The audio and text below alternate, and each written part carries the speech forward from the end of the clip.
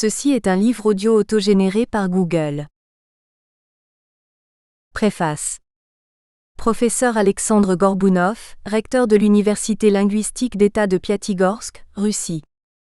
Cher lecteur, ce recueil d'articles que vous tenez dans les mains est un premier et très important résultat de la coopération russo-belge dans le domaine de la didactique des langues. La conférence Plurilinguisme et diversité culturelle dans les relations internationales, point de vue russe et belge francophone, a eu lieu à l'Université linguistique d'État de Piatigorsk, Russie, sur une excellente initiative du professeur Jean-Marc Defay, directeur de l'Institut supérieur des langues vivantes de l'Université de Liège, Belgique.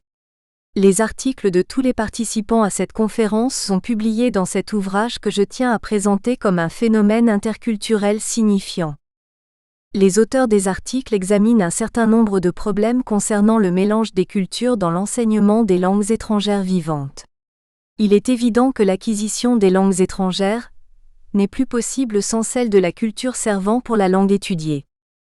Or, les didacticiens des langues étrangères de l'Université de Piatigorsk examinent les problèmes de l'enseignement des langues exactement de ce point de vue. Les résultats de la conférence nous ont clairement montré que les points de vue belges et russes, notamment les points de vue des didacticiens des universités de Liège et de Piatigorsk, coïncident. Et il me semble que cette coïncidence devient un vrai garant du succès de la coopération entre nos deux universités. En tant que recteur de l'université de Piatigorsk, j'ai le vif plaisir de soutenir les idées productives qui font le contenu de plusieurs articles, et je voudrais proposer de continuer notre coopération en reflétant ces résultats dans d'autres recueils d'articles tels que celui-ci. Bonne lecture, chers collègues. 1. Le plurilinguisme dans les institutions européennes, cadrage. Charles-Étienne Lagacé, Wallonie-Bruxelles International. Le plurilinguisme, tel que défini dans le préambule de la Charte européenne du plurilinguisme, rédigé par l'Observatoire européen du plurilinguisme, est l'usage de plusieurs langues par un même individu, à distinguer avec le multilinguisme, coexistence de plusieurs langues au sein d'un groupe social. Dans les faits, les deux mots sont souvent utilisés l'un pour l'autre. I. Partie descriptive sur la situation du français dans les institutions européennes. 1. Approche juridique. Article 22 de la Charte des droits fondamentaux de l'Union européenne. L'Union respecte la diversité culturelle, religieuse et linguistique. Texte repris par l'art. 3 du TU. Devise de l'UE, l'unité dans la diversité. Article 342 du TFU. Le régime linguistique des institutions de la communauté est fixé par le Conseil statuant à l'unanimité. Ce régime a été adopté par le Conseil de l'UE dans son règlement numéro 1 portant fixation du régime linguistique de la CEE, règlement CE numéro 1 1958 du 6 octobre 1958. Le règlement CE numéro 1 1958 déclarait comme langues officielles et de travail les 4 langues dans lesquelles le traité de Rome avait été rédigé: allemand, français, italien et néerlandais, langues des 6 pays fondateurs. Il a ensuite été modifié automatiquement à chaque élargissement. Il concerne aujourd'hui les 23 langues énumérées à l'art. 55 du TU. Le règlement vise non seulement les rapports des États membres entre eux, mais aussi ceux des citoyens avec les institutions européennes. Art 24 du TFU, reprenant un texte introduit au traité d'Amsterdam, tout citoyen peut écrire aux institutions européennes et recevoir une réponse dans sa langue. Accord POMPIDOUHEATH de 1972. L'accord de la France sur l'adhésion du Royaume-Uni à la communauté avait été conditionné par des garanties pour la langue française, y compris en matière de formation obligatoire intensive des hauts fonctionnaires britanniques. Déclin du français à partir de 1995. Année du départ de Jacques Delors de la Commission et de l'élargissement à l'Autriche, la Finlande et la Suède. Véritable rupture marquée par l'usage courant de l'anglais dans les pays scandinaves. Amplification de cette évolution défavorable par la succession en 1998 et 1999 de présidences assurées par des pays non francophones, Royaume-Uni, Autriche, Allemagne et Finlande. Renforcement de cette tendance avec la vague d'adhésion des pays d'Europe centrale et orientale en 2004. Tout d'abord, les négociations d'adhésion relatives à l'élargissement de l'UE à 25, puis à 27 États membres se sont déroulées exclusivement en anglais, parfois à l'encontre de la volonté des pays candidats.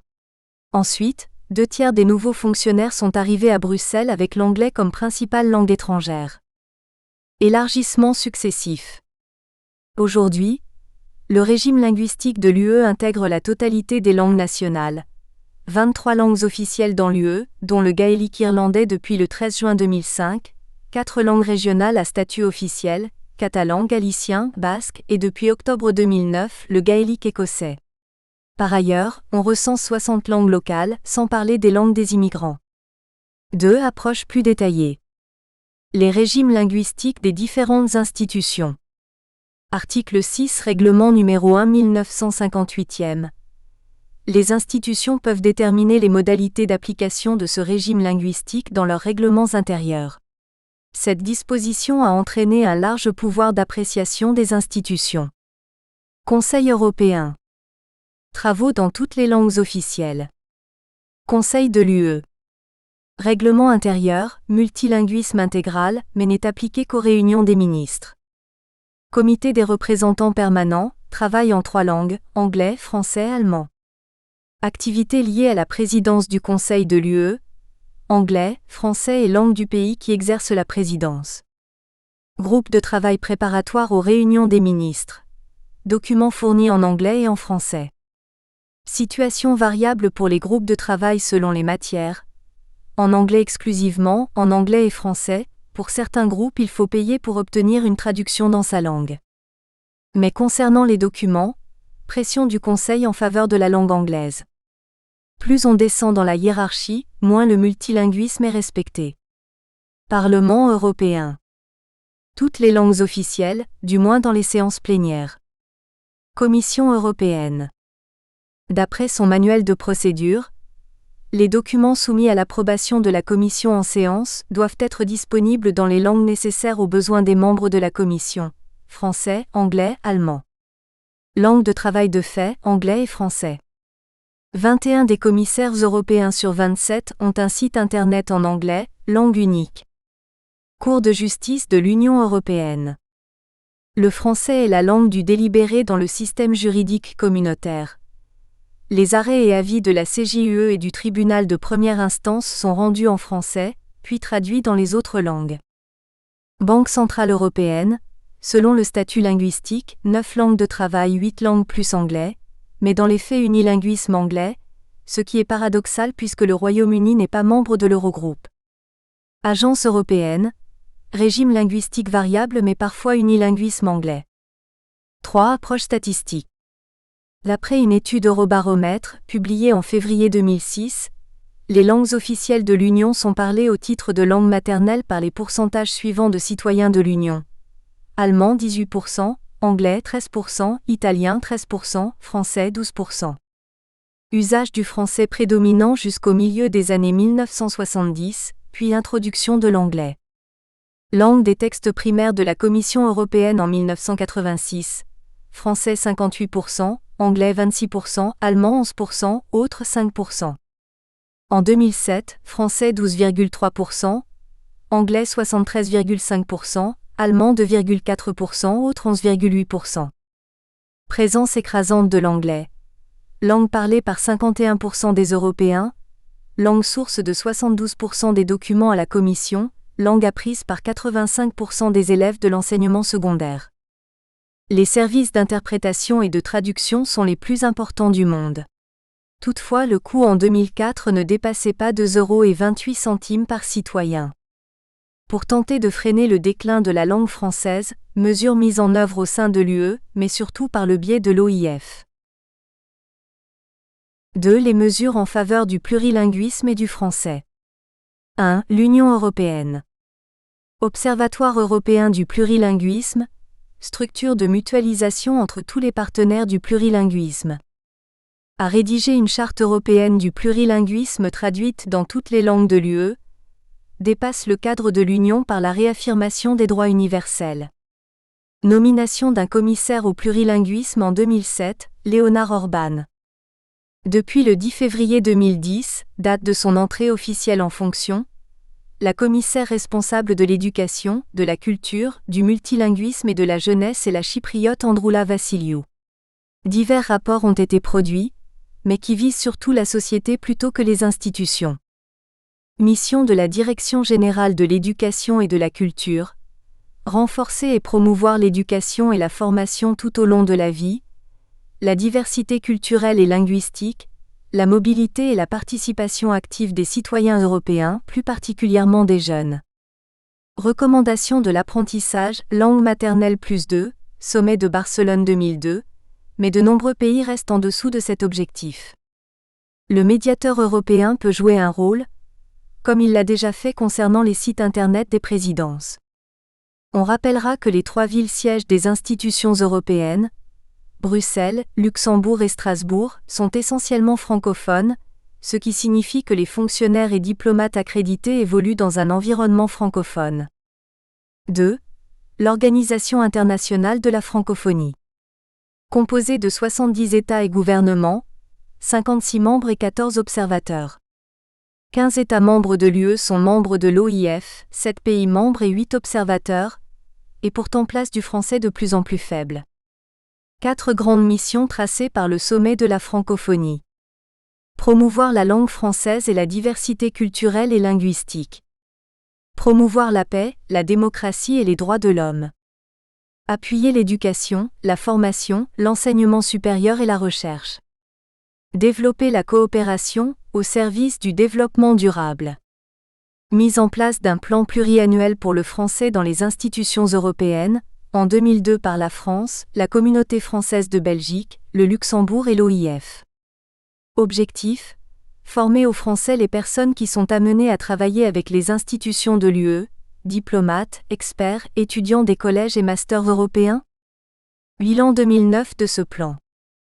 17 mémorandums signés avec 16 États dans le but de renforcer les capacités de travail en français des fonctionnaires chargés des dossiers européens, 18 plans nationaux de formation au français, 8563 diplomates et fonctionnaires UE, séminaires de formation aux questions européennes, 347 bénéficiaires, 13 opérations, 13 séjours linguistiques pour hauts fonctionnaires.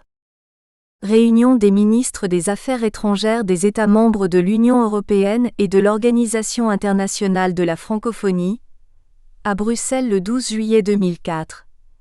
A donné lieu à des recommandations pour la promotion de la diversité linguistique au sein de l'Union européenne.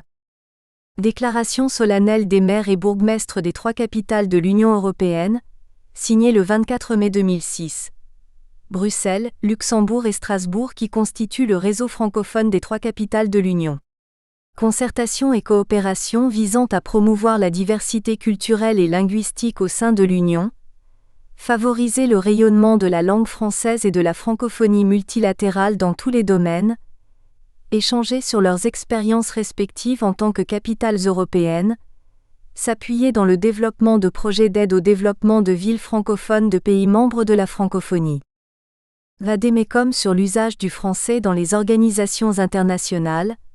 Adopté au sommet de Bucarest le 26 septembre 2006 par les ministres des Affaires étrangères. Prévoit que les ministres, diplomates et fonctionnaires des États et gouvernements membres de l'OIF utiliseront le français dans les organisations internationales et régionales où le français bénéficie du statut de langue de travail ou de langue officielle, chaque fois que l'usage de leur langue nationale n' est pas possible.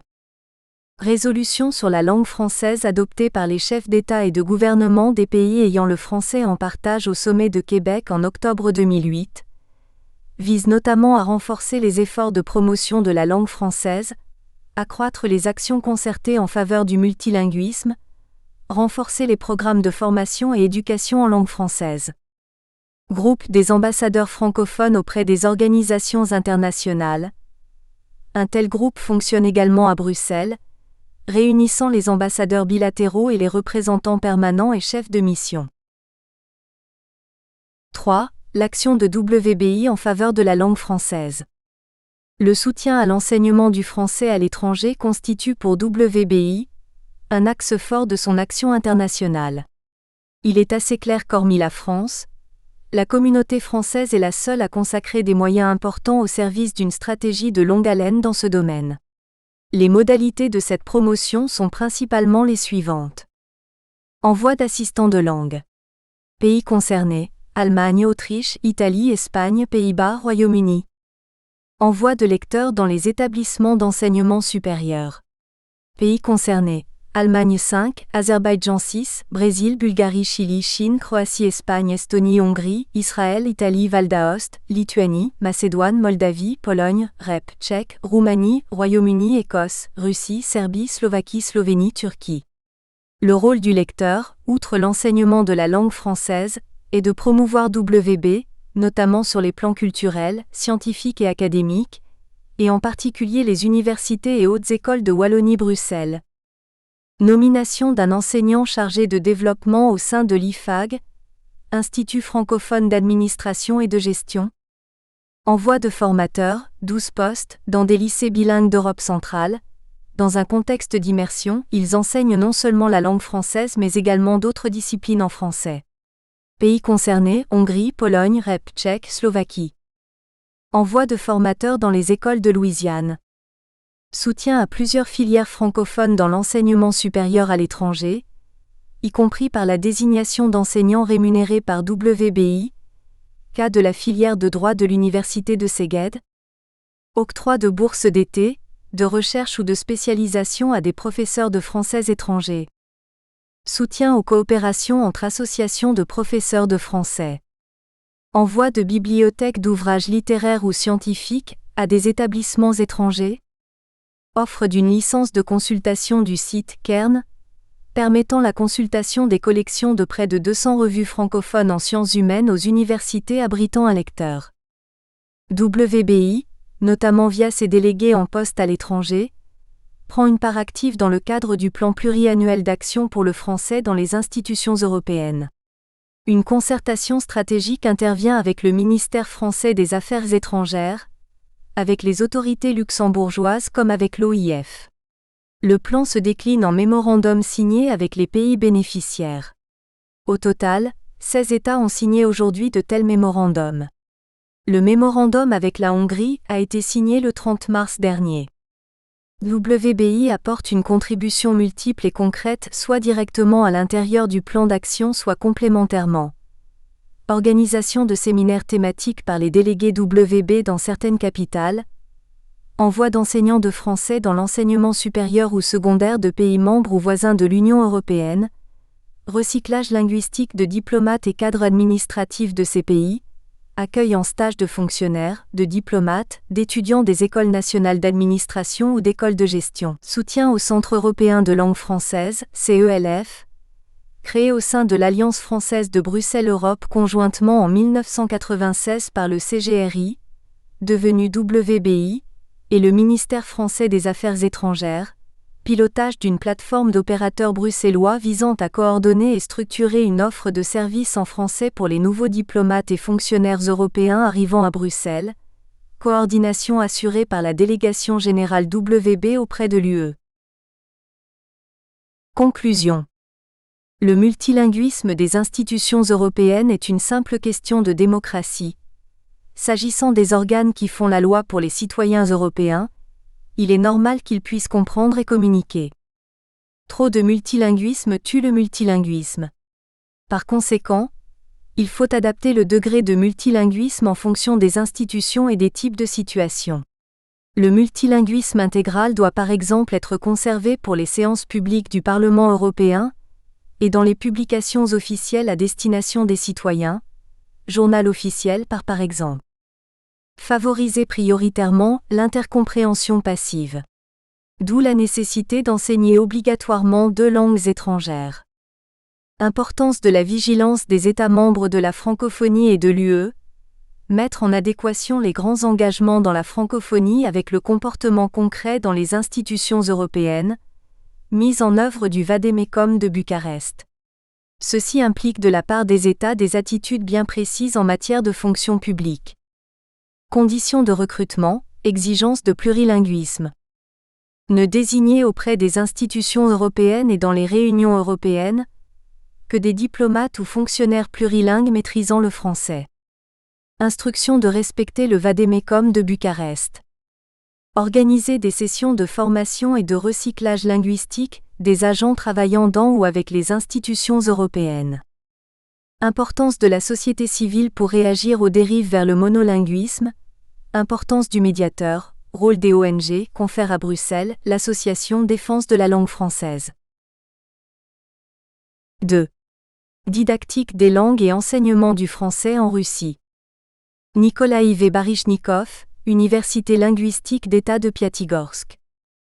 Actuellement, les didacticiens des différents pays étudiant l'interculturel cherchent à trouver la réponse à la question « Comment atteindre une compréhension mutuelle ?» Louis Porcher écrit « C'est le préfixe inter qui donne son poids au mot. » Quelques esprits rapides prétendent aujourd'hui qu'on ne doit plus parler d'ouverture à l'interculturel, que celui-ci est terminé, mais qu'il faut parler d'ouverture à l'international. Or, c'est un contresens total parce que les deux concepts sont complètement différents. Dans un cas, l'interculturel, l'accent est mis sur l'échange et l'égale dignité des partenaires. Dans l'autre, on est dans l'impersonnel, la domination politique, les dominations culturelles, les formes mêmes de la supériorité et de l'intériorité. International est un très mauvais terme qui entérine le monde tel qu'il est, avec ses dominants et ses dominés. L'interculturel, lui, s'efforce de lutter en faveur de l'égalité, 1 page 117 à 118. Égalité est la notion prédominante dans la communication interculturelle. Et en répondant à la question posée, nous affirmons: l'essentiel c'est d'avoir les mêmes buts d'interaction, d'atteindre la compréhension mutuelle. Tout le reste n'est pas important. Quand les communicants appartenant aux différentes cultures ont la même aspiration, celle d'atteindre la compréhension mutuelle, tous les défauts langagiers et culturels deviennent absolument pardonnables. La question est la suivante. Pour participer à la communication interculturelle, il faut apprendre une langue étrangère. Pour aider les étudiants à posséder une langue, il faut bien l'enseigner. Comment le faire ? La didactique des langues, comme il s'est avéré, est un champ très conservateur. Les didacticiens de nos jours espèrent beaucoup de la high-tech. E-technologie dans tous les domaines, médecine, engineering, industrie et autres, ont fait un progrès considérable. Hélas, la didactique des langues continue ici à privilégier les vieilles méthodes. Il existe une branche en didactique des langues qui est nommée la didactique électronique des langues ou bien la didactique des langues via ordinateur, et qui étudie les problèmes de l'utilisation dans l'enseignement des langues de film, de Skype, de conférences vidéo, de communication électronique, de tableaux interactifs. Mais ce sont plutôt des exceptions que la règle. Dans le système éducatif de la Russie, on prête une attention considérable à l'étude des langues étrangères dans les écoles supérieures, les universités pédagogiques et les 4 universités linguistiques de Irkoutsk, de Nijni Novgorod, de Piatigorsk et de Moscou qui est considéré comme un leader de l'éducation linguistique nationale. Dans les établissements d'enseignement supérieur mentionnés, on développe la formation professionnelle des spécialistes à profil linguistique, les enseignants des langues étrangères, les interprètes, les spécialistes de la communication interculturelle. Le Caucase du Nord où se trouve l'Université linguistique d'État de Piatigorsk est un laboratoire du plurilinguisme. Une nouvelle direction de la didactique des langues, la didactique ethnique des langues, a été ouverte au département de didactique des langues de l'Université de Piatigorsk. Normalement, les étudiants linguistes apprennent 2 langues étrangères au cours des 5 années d'études. L'auteur de cet article est à l'origine à l'Université linguistique d'État de Piatigorsk d'une expérience d'acquisition de 4 langues étrangères durant le même délai, c'est-à-dire au cours de 5 années d'études. Sous l'influence des idées du Conseil de l'Europe concernant le plurilinguisme et aussi sous l'inspiration des publications de Sekramch, Desaraté, Carlo de Monsieur II, on a tenté d'élaborer les principes théoriques de la didactique du plurilinguisme. Il faut remarquer que l'enseignement du multilinguisme dans la pratique éducative russe se distingue considérablement de celui des autres pays européens. Ces différences concernent les conditions d'enseignement. Dans les pays européens, notamment en Suisse, l'enseignement multilingue est réalisé d'après la formule 1+2, lorsqu'une des langues est maternelle pour les apprenants. En Russie, les conditions d'enseignement multilingue diffèrent. On peut les présenter sous la formule 0+4, c'est-à-dire que les étudiants apprennent 4 langues étrangères dont aucune n'est maternelle pour eux. Examinons le modèle expérimental de l'enseignement plurilingue. Tout d'abord, il faut préciser quelques notions. Si l'on enseigne 2 langues étrangères, il s'agit d'enseignement bilingue. Si l'on enseigne 3 langues étrangères, il s'agit d'enseignement trilingue. Si les langues enseignées sont au nombre de 4 et plus, dans ce cas-là, il est plus juste de parler d'enseignement plurilingue. On sait que l'expérience de l'enseignement plurilingue en Russie ainsi que dans d'autres pays n'a pas encore reçu une interprétation didactique suffisante. Il semble que les didacticiens belges vont s'intéresser aux expériences de l'Université linguistique d'État de Piatigorsk, Russie, où l'expérience didactique de la formation des personnes plurilingues de 5 ans s'est accomplie. Il s'agit de l'instruction professionnelle linguistique, la théorie et la pratique de la communication interculturelle en 4 langues étrangères, l'anglais, l'allemand, le français et l'espagnol. Les buts principaux de l'expérience sont de définir les conditions optimales de l'acquisition de 4 langues étrangères au niveau... Nous espérons que vous avez apprécié cet aperçu. Pour continuer à écouter ce livre audio sur Google Play Livres, utilisez le lien dans la description de la vidéo.